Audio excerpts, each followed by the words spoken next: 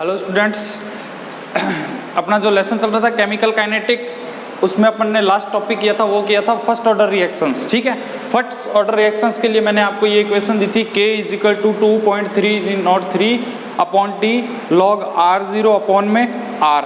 ये होता है इनिशियल कंसंट्रेशन, ये होता है फाइनल कंसंट्रेशन, प्रारंभिक सांद्रता और अंतिम सांद्रता। फॉर्मूला जरूर याद रखना, फॉर्मूले पे बहुत क्वेश्चन आते हैं आरबीएससी में। ठीक है ना, डिस्क्रिप्टिव तो पूछेगा, फर्स्ट ऑर्डर का ये फॉर्मूला निकालना तो पूछता ही है, बट फॉर्मूला जरूर याद रखना। ठीक है, अब देखो इसके अंदर क्या होता है कि अब अपने का टॉपिक आता है इसी के सेम जीरो ऑर्डर की तरह हाफ लाइफ आता है, अर्धायु। इसकी अर्धायु निकालनी है अपने को, टी हाफ निकालना है। मैंने आपको पहले ही बता दिया अर्धायु होती क्या है, हाफ लाइफ होती क्या है। वह टाइम जब आपका रिएक्टेंट 50% खत्म हो गया और प्रोडक्ट आपका क्या हो गया 50% बन गया। अर्धायु वाले टाइम क्या होता है कि टी तो हो जाता है टी हाफ और आर बराबर में हो जाता है R0 अपॉन 2 के। ठीक है, इसके अंदर ये दोनों वैल्यू रख दो तो K = 2.303 T half log R0 upon में R0 2 हो जाएगा। R0 से R0 काट दो, टी हाफ को बाहर ले आओ, 2.303 K log 2 आ जाएगा। log 2 की वैल्यू आपको याद होनी चाहिए, कितनी होती है 2.303, ये K आ जाएगा और ये आ जाएगी 0.3010। इसको सॉल्व करोगे तो ये आ जाएगा 0.693 अपॉन में K हाफ लाइफ। ठीक है, हाफ लाइफ का फॉर्मूला एक तो ये। दूसरी बात, प्रथम कोटि की फर्स्ट ऑर्डर रिएक्शंस का जो हाफ लाइफ होता है, प्रथम कोटि का अर्धायु काल होता है, वो कभी भी रिएक्टेंट की प्रारंभिक सांद्रता पर निर्भर नहीं करता। रिएक्टेंट की इनिशियल कंसंट्रेशन पर टी हाफ कभी डिपेंड नहीं होता। दूसरी बात, यही चीज़ आपको फिजिक्स में मिलेगी, यही टॉपिक पूरा फिजिक्स में मिलेगा, नाभिकीय भौतिकी लेसन के अंदर, न्यूक्लियर फिजिक्स के अंदर। न्यूक्लियर फिजिक्स में आएगा सभी radio active reaction first order की होती है, याद रखना।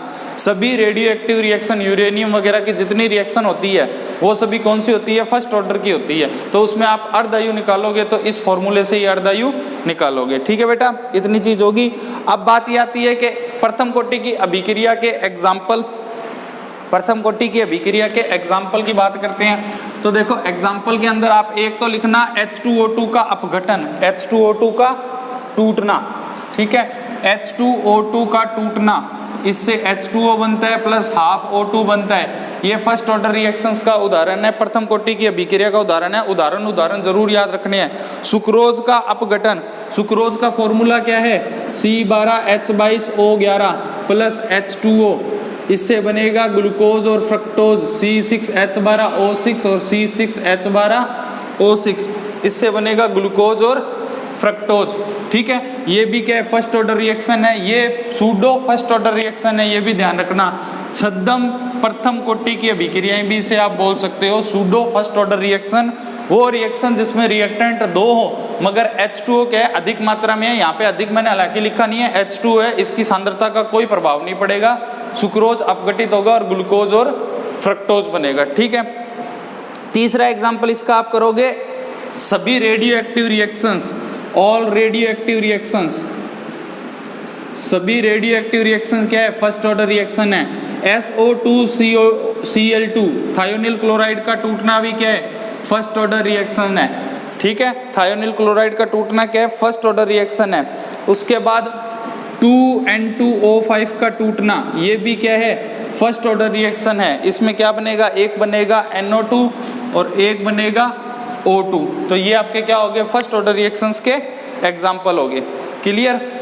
अब बात ये आती है, क्या हमसे फर्स्ट ऑर्डर रिएक्शंस का क्वेश्चन पूछते हैं।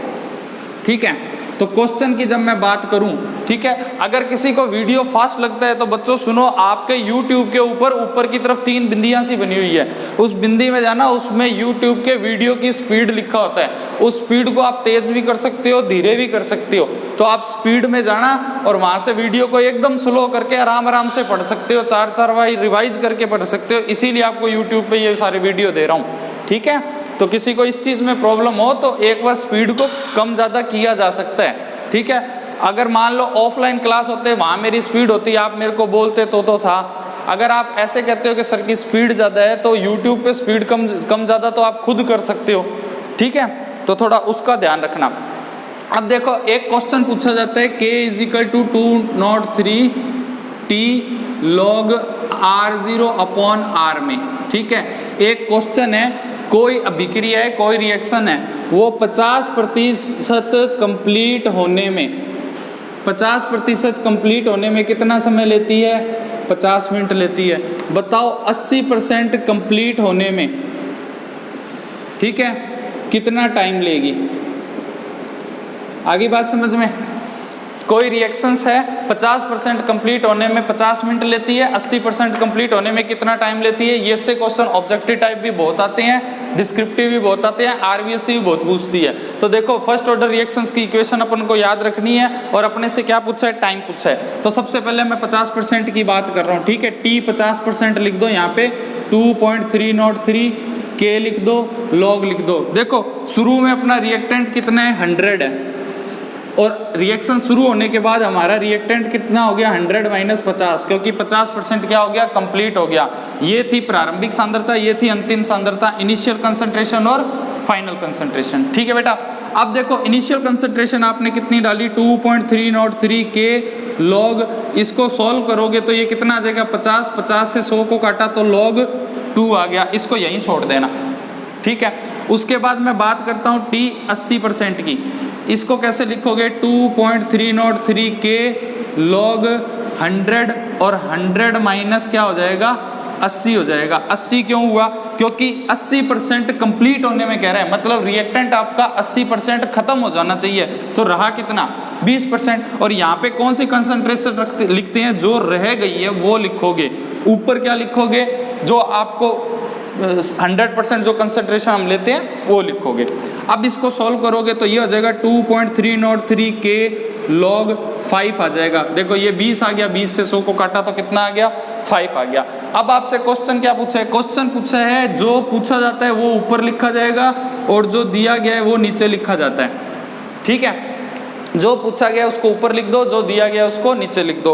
अब T 80% आपका कितना है?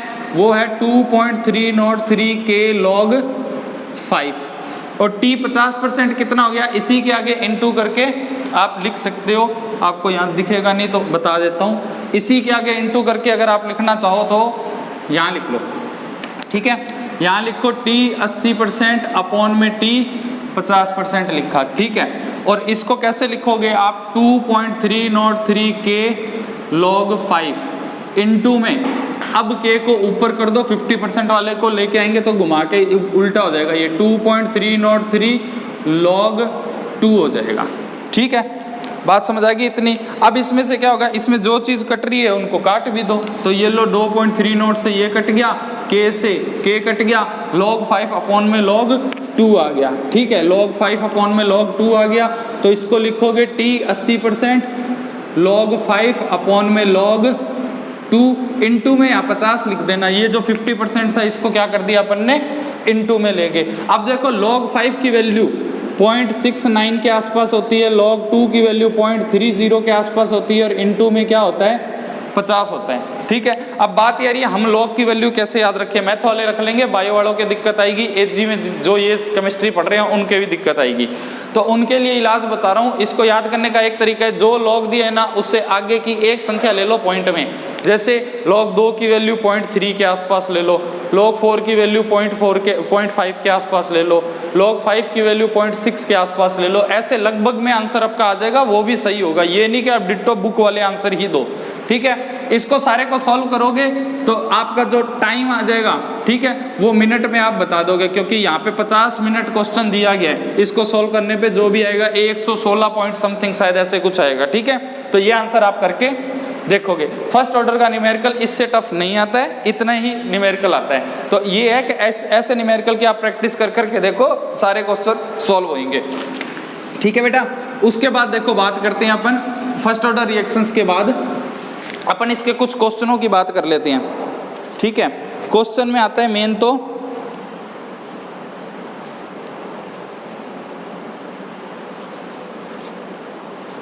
क्वेश्चन से पहले मैं आपको समरी बता देता हूं अपन ने अभी तक क्या पढ़ा है। अपन ने पढ़ा है जीरो ऑर्डर रिएक्शंस, अपन ने पढ़ा है फर्स्ट ऑर्डर रिएक्शंस, ठीक है।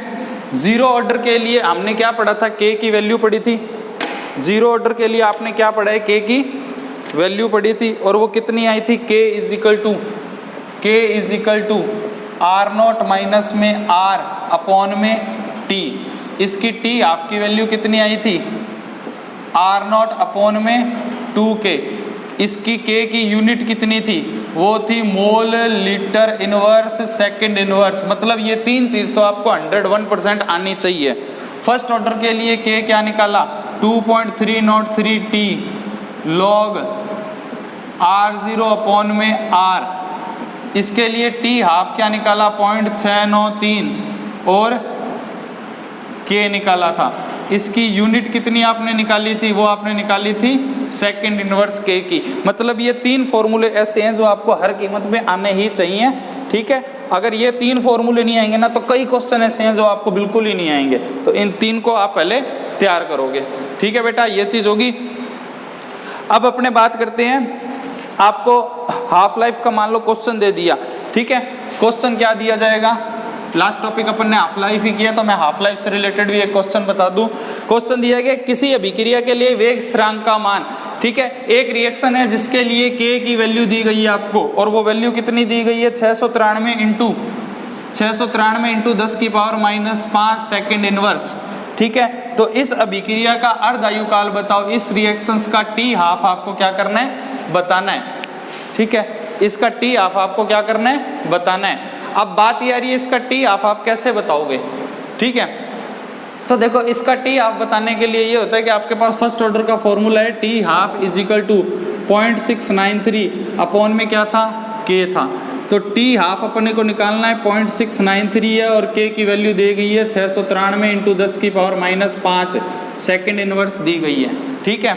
सेकंड इनवर्स जाहिर सी बात है टाइम हमेशा किस में आएगा, यहाँ पे सेकंड में आएगा। अगर मिनट में दिया होता तो मिनट में आता, ठीक है। इसको जब आप सॉल्व करोगे तो ये आपको कितना मिलेगा, लगभग 1693 से 693 काट दो और ये 3 आपकी क्या लग जाएंगी, 0 लग जाएंगी। तो ये आपका क्या आ जाएगा, टी हाफ आ जाएगा। 1/10 की पावर माइनस, आप इसको क्या लिख सकते हो,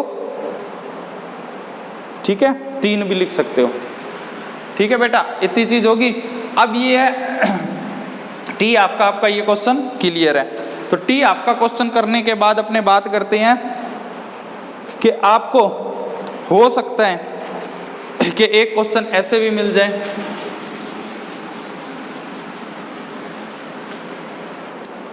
क्वेश्चन दिया गया किसी अभिक्रिया की प्रारंभिक सांद्रता, एक रिएक्शन है जिसकी इनिशियल कंसंट्रेशन आपको दी गई है, एक रिएक्शन है जिसकी इनिशियल कंसंट्रेशन आपको दी गई है और वो कितनी दी गई है, एक रिएक्शन है जिसकी इनिशियल कंसंट्रेशन आपको दी गई है 5 इंटू 10 की power 5 mole litre inverse second inverse, 5 into 10 की power 5 mole litre inverse second inverse दे दी, ठीक है। ये आपको वैल्यू दे दी। अब कह रहे हैं कि वह अभिक्रिया का टी हाफ 500 सेकंड है और रिएक्शंस का टी हाफ कितना दे दिया, 500 सेकंड दे दिया, ठीक है। दोबारा देख लो इंग्लिश मीडियम वाले, आपको एक रिएक्शन दी गई है जिसकी initial concentration 5 into 10⁵ mole litre inverse second inverse दी गई है, टी हाफ आपको दिया गया है 500 सेकंड। तो आपसे इससे क्या पूछ ली, के की वैल्यू पूछ ली। अब बात ये आ रहा है फर्स्ट ऑर्डर रिएक्शन है कि जीरो ऑर्डर रिएक्शन है, कैसे पहचान करोगे, कुछ ही नहीं है। इस रिएक्शन की ये यूनिट देख लो, ठीक है। इनिशियल कंसंट्रेशन की यूनिट किस में दी गई है, मोल लीटर इनवर्स सेकंड इनवर्स में। जीरो ऑर्डर का टी हाफ का फॉर्मूला लगेगा, के इज इक्वल टू क्या निकाला था आपने, R0 और 2t हाफ, ये फॉर्मूला लिखा था। यहाँ पर R0 आपको दे रखा है 5 इंटू 10 की पावर 5, ठीक है।